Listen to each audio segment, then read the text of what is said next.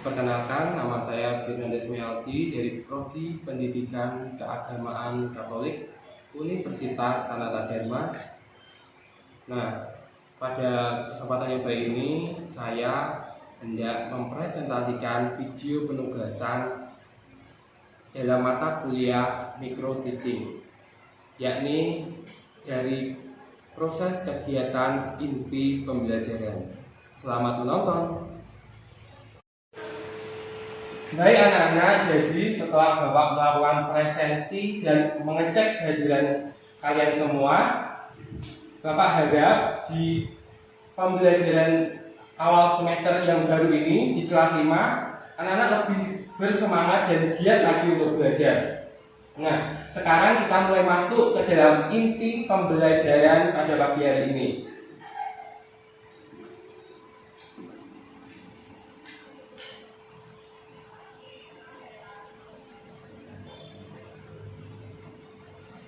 Jadi pada pagi hari ini kita akan membahas mengenai pribadi dan lingkunganku.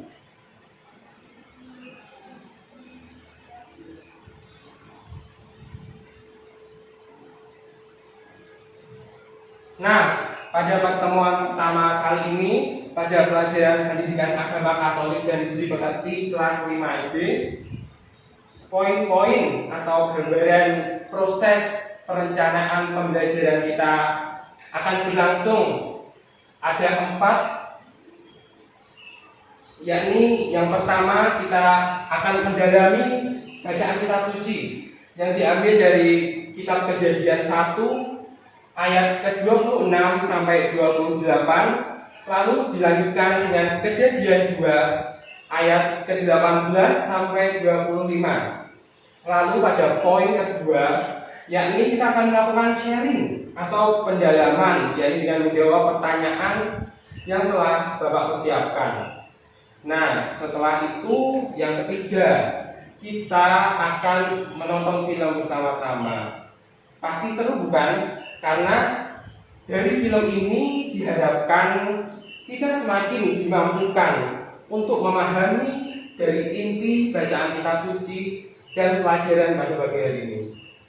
Lalu pada proses selanjutnya Bapak akan memberikan penugasan di akhir pertemuan nanti untuk anak-anak supaya bisa belajar kembali, mengingat kembali, mengulang kembali pelajaran yang akan Bapak sampaikan.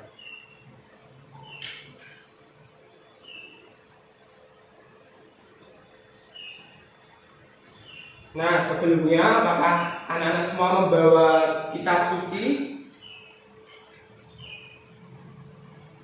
Tidak. Oh iya. Jadi Bapak harapkan pada pertemuan selanjutnya anak-anak semua dapat membawa kitab suci di pelajaran pendidikan agama Katolik dan budi pekerti ini.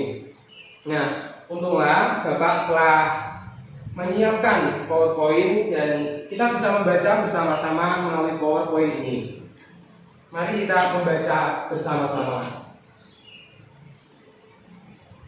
Bacaan diambil dari kitab Kejadian 1 ayat ke-26 sampai dengan 28. Berfirmanlah Allah, baiklah kita menjadikan manusia menurut gambar dan rupa kita, supaya mereka berkuasa atas ikan-ikan di laut dan burung-burung di udara, dan atas ternak, dan atas seluruh bumi, dan atas segala binatang melata yang merayap di bumi. Maka Allah menciptakan manusia itu menurut gambarnya. Menurut gambar Allah diciptakannya dia, laki-laki dan perempuan, diciptakannya mereka.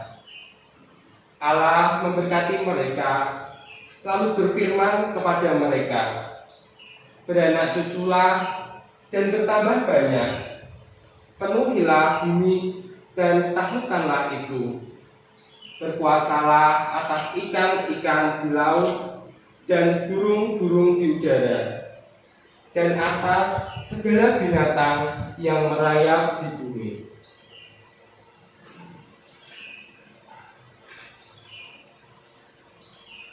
Demikianlah sabda Tuhan. Nah, setelah anak-anak semua membaca dan merenungkan dari kisah penciptaan manusia, nah ini kita akan melakukan sharing pemahaman bersama terkait 3 soal yang telah Bapak persiapkan ini. Jadi Bapak akan memberikan waktu sekitar 3 hingga 5 menit untuk teman-teman merefleksikan inti bacaan dari kitab Kejadian mengenai kisah penciptaan tersebut.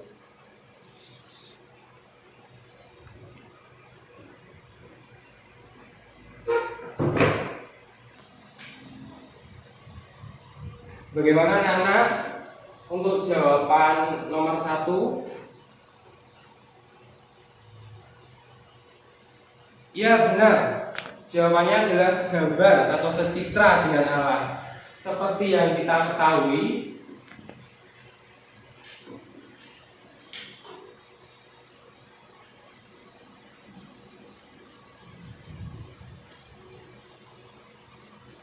di dalam ayat ke-27 bahwa Allah menciptakan manusia itu menurut gambarnya. Menurut gambar Allah diciptakannya dia laki-laki dan perempuan. Jadi untuk jawaban nomor 1 ialah secitra atau segambar dengan Allah. Lalu kita beranjak ke jawaban nomor 2.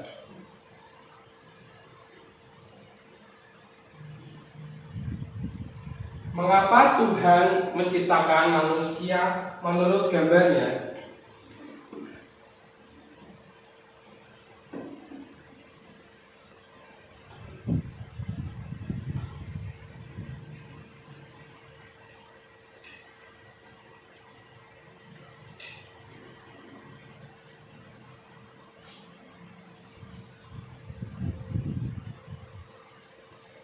Ya benar, jadi jawaban nomor 2 ini, mengapa Tuhan menciptakan manusia menurut gambarnya, dapat kita ketahui dari ayat ke-26.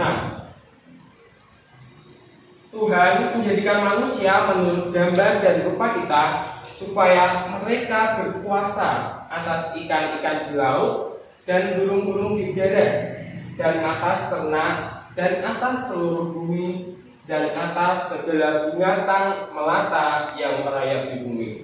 Jadi dapat kita ketahui bahwa Tuhan menjadikan kita semua manusia partner atau rekan kerja Allah, karena Tuhan menghadirkan kita untuk merawat, menjaga seluruh alam ciptaannya.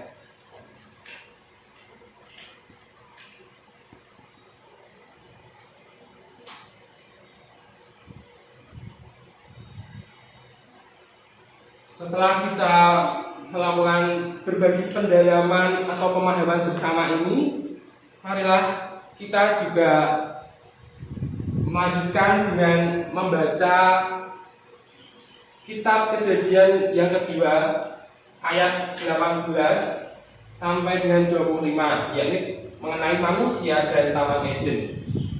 Marilah anak-anak kita baca bersama-sama. Tuhan Allah berfirman, "Tidak baik kalau manusia itu seorang diri saja. Aku akan menjadikan penolong baginya yang sepadan dengan dia." Lalu Tuhan Allah membentuk dari tanah segala binatang hutan dan segala burung di udara. Dibawanyalah semuanya kepada manusia itu untuk melihat bagaimana ia menamainya. Dan seperti nama yang diberikan manusia itu kepada tiap-tiap makhluk yang hidup, demikianlah nanti nama makhluk itu. Manusia itu memberi nama kepada segala ternak, kepada burung-burung di udara, dan kepada segala binatang hutan. Tetapi baginya sendiri ia tidak menjumpai penolong yang sepadan dengan dia. Lalu Tuhan Allah membuat manusia itu tidur nyenyak. Ketika ia tidur, Tuhan Allah mengambil salah satu rusuk daripadanya, lalu menutup tempat itu dengan daging. Dan dari rusuk yang diambil Tuhan dari manusia itu, dibangunnyalah seorang perempuan, lalu dibawanya kepada manusia itu. Lalu berkatalah manusia itu, inilah dia, tulang dari tulangku dan daging dari dagingku. Ia akan dinamai perempuan, sebab ia diambil dari laki-laki. Sebab itu seorang laki-laki akan meninggalkan ayahnya dan ibunya dan bersatu dengan istrinya, sehingga keduanya menjadi satu daging. Mereka keduanya telanjang, manusia dan istrinya itu, tetapi mereka tidak merasa malu. Demikianlah sabda Tuhan. Syukur pada Allah. Nah, setelah kita mendengarkan bacaan mengenai manusia pertama, yaitu Adam dan Hawa, alangkah lebih serunya. Mari kita menonton film agar semakin dimampukan Tuhan untuk memahami isi dari bacaan kitab suci yang barusan kita dengarkan.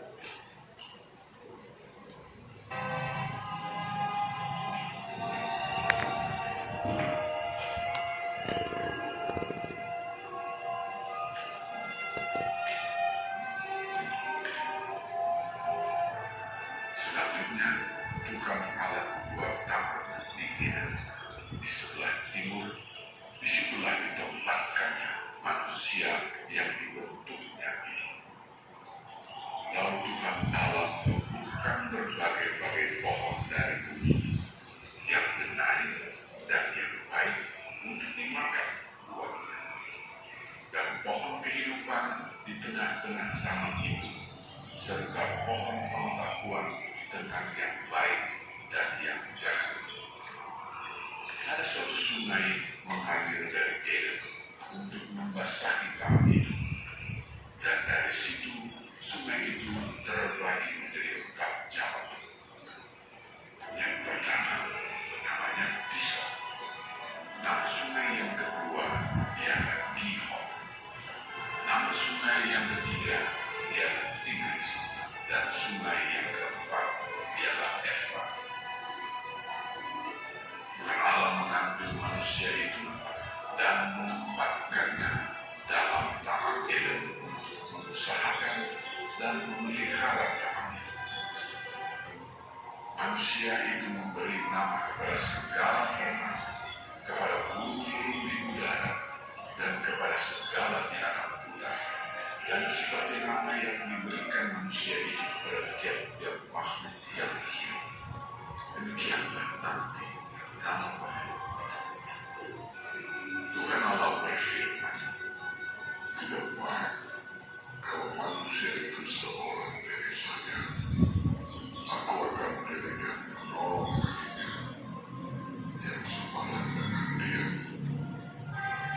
Lalu Tuhan Allah buat manusia itu tidur nyenyak. Ketika dia tidur, Tuhan Allah mengambil salah satu rusuk daripadanya, lalu menutup tempat itu dengan daging. Dan dari rusuk yang diambil Tuhan Allah dari manusia itu, dibangunnyalah seorang perempuan, lalu dibawanya kepada manusia itu.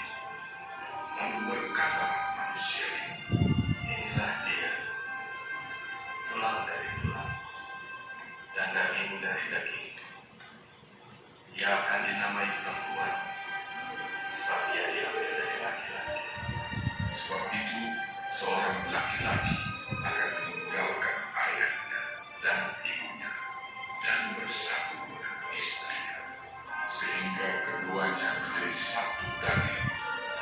Laki-laki dan perempuan diciptakannya mereka.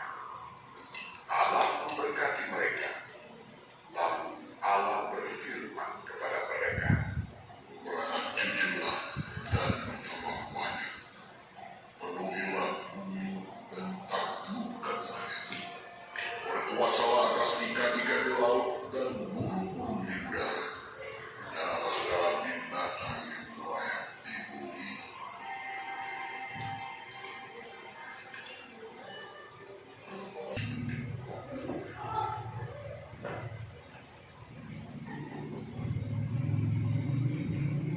Nah, bagaimana anak-anak semakin memperjelas dan mempertajam kita semua akan inti dari bacaan kitab suci mengenai kisah penciptaan manusia, yakni Adam dan Hawa, bukan?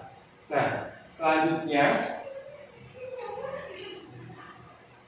dari kisah penciptaan Adam dan Hawa, yakni manusia pertama, dapat kita ketahui bahwa Adam diciptakan dari tanah, yakni tanah yang berasal dari hewan-hewan yang melata di bumi dan burung-burung yang ada di udara.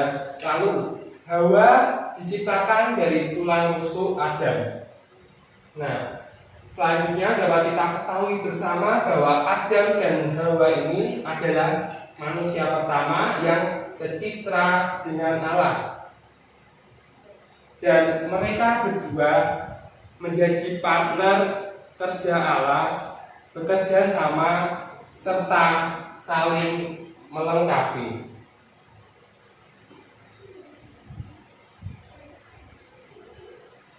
Sehingga dari proses pembelajaran kita pagi hari ini, kita diharapkan untuk semakin mensyukuri hidup, yakni bersyukur. Kita sebagai makhluk Tuhan, manusia, kita harus bersyukur, terkhusus sebagai laki-laki maupun perempuan.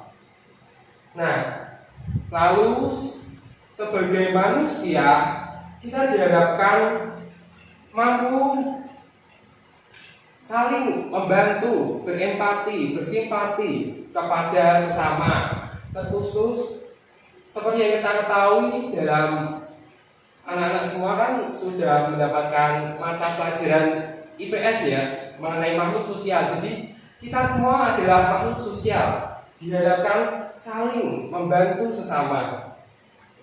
Oleh sebab itu, anak-anak semua harus melatih rasa kepekaan diri untuk melihat sekitarnya, sehingga diharapkan saling melengkapi, karena setiap orang itu pasti memiliki kelebihan dan kekurangannya. Jadi anak-anak semua harus saling membantu dan melengkapi. Jika ada, semisal jika ada teman yang membutuhkan pertolongan, membutuhkan bantuan, lupa tidak membawa pen, tidak membawa pensil, dipinjami, begitu. Nah,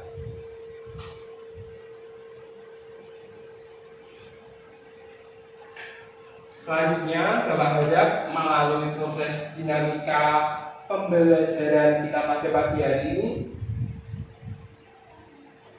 Bapak mengajak anak-anak semua untuk berefleksi seperti yang kita ketahui dalam refleksi pedagogi Ignatian, yakni merefleksikan diri.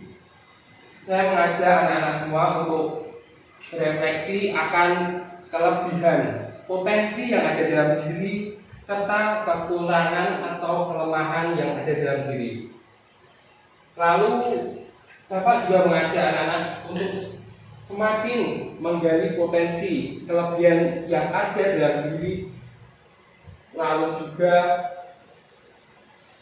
mengantisipasi kelemahan dengan belajar, dengan mencoba menggali lagi apa yang ada dalam diri anak-anak sekalian. Jadi pada penugasan pada pagi hari ini, Bapak harap anak-anak semua dapat berefleksi akan diri pribadi masing-masing. Demikianlah proses pembelajaran pada pagi hari ini. Selamat pagi.